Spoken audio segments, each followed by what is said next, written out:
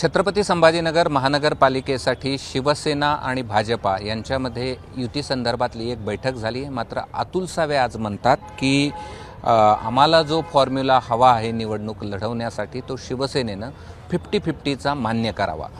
काय प्रतिक्रिया आहे? अतुल सावेचं आणि माझी युतीची बैठक कदाचित आज उद्या होईल. त्यांचे काही त्याला काय इंटरव्ह्यू चालू आहेत. माझं त्यांच्याशी फोनवर बोलणं झालेलं आहे. फॉर्म्युला काय आहे, कसा घ्यायचा, जोपर्यंत चर्चा होत नाही तोपर्यंत त्याच्यात निर्णय घेता येत नाही. आता त्यांचा 50-50चा फॉर्म्युला आहे, तो काय आहे एकदम मला समजून घेतलं पाहिजे. त्यांचं असं आहे की मान्य नसेल तर आम्ही वरिष्ठांशी या सगळ्या संदर्भात बोलू आणि मग आम्ही निर्णय घेऊ. नाही, हे तर होतच ना. मला मान्य नसेल तर मला वरिष्ठाशी बोलावं लागेल, त्यांना मान्य नसेल ते वरिष्ठाशी बोलतील. अखेरला पक्षश्रेष्ठीने जो निर्णय दिलेला आहे तो आम्हाला दोघांनाही मान्य करावा लागेल. म्हणून फायनल अथॉरिटी हे आम्ही नाहीत. फायनल अथॉरिटी हे आमचे वरिष्ठ नेते आहेत. ड्रग्स प्रकरणावरनं पुन्हा एकदा सुषमा अंधारे यांनी गंभीर आरोप केलेले आहेत. त्यांनी एक प्रॅक्टिकल करून दाखवलं की ते रिसॉर्ट कुणाच्या नावावर आहे, ऑनलाईन कुणाच्या नावावर आहे. ऑनलाईन कुणाच्या नावावर आहे हे तिने जरी दाखवलं असेल तर ते चालवायला दिले, त्याचे जे काही करार आहेत ते करार सर्व त्या शिंदेंकडे आहेत. म्हणून तुम्हाला जे काही तक्रारी झाल्यात किंवा जो काही काल जे काही सांगण्यात आलेलं आहे की त्यात काही ड्रग्स पकडले गेली तर त्याची पोलीस चौकशी करतात आणि तेही मुंबई क्राईम ब्रँचचे लोक चौकशी करतात. म्हणून त्यांना चौकशी करत त्यात निष्पन्न होईल कोण आरोपी आहे किंवा कोणी काय केलं आहे हे सगळं माहिती समोर येणार आहे.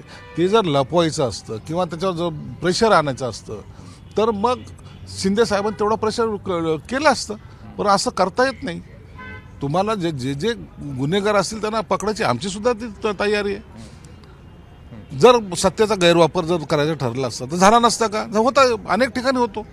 परंतु ती मानसिकता आमची नाही आहे. कायद्याच्या विरोधात आम्ही जाऊ शकत नाही आणि कायदा जे म्हणेल त्या पद्धतीने चौकशी झाली त्यांची आणि जो आरोपी असेल त्याला पकडला तर आमची काही हरकत नाही त्याची. महाराष्ट्रातील युवकांना अशा पद्धतीने व्यसनाला लावायचं, त्यातनं पैसे कमवायचे आणि त्यातून मतदान विकत घ्यायचं, हे थोडंसं अति बोलल्यासारखं होतंय. प्रसिद्धीसाठी काही नका बोलू. आणखीन जर काही प्रकार तुमचे काढले ना, तुम्ही काय काय करताय त्याच्यामुळं पिढी कशी बर्बाद होते मग ते त्याचा उत्तर देता येणार नाही. म्हणून जास्त ज्ञानाचे डोस लोकांना पाजू नका. आम्हाला कोणत्याही समाजामधल्या कोणत्याही घटकाला व्यसनापासून दूर राहावं ही प्रत्येकाची इच्छा असते. म्हणून तुम्ही काही महात्मे म्हणून काय आम्हाला ज्ञान देण्याच्या किंवा बाबा संत आलेत आता यांचं सर्व ऐका असं काही होत नाही. पालकमंत्र्याला हे सगळं समजायला हवं होतं असं देखील त्या म्हणल्या. हे बघा, त्यांनी केलेले आरोप कसा आहे, तो संजय राऊत पडलेले आजारी स्पेस घेण्यासाठी केलेले हे सगळे कुटाणे आहेत आणि म्हणून त्या स्पेससाठी आता वाटेल ते आरोप करणे ना, लाईमलाईटमध्ये राहणे हा त्यांचा उद्योग आहे आणि त्याचं एवढी काही काळजी करण्यासारखं किंवा दखल घेण्यासारखं नाही आहे. धन्यवाद. हे होते संजय सिरसाट आणि त्यांनी महाबळेश्वरचं रिसॉर्ट प्रकरण असेल, साताऱ्याचं रिसॉर्ट प्रकरण असेल किंवा संभाजीनगरमधल्या भाजपाच्या युती संदर्भातला प्रस्ताव असेल त्यावरची त्यांची ही प्रतिक्रिया होती. कॅमेरामन धनंजय दारुंटेसह मी कृष्णा केंडे, ABP माझा, छत्रपती संभाजीनगर.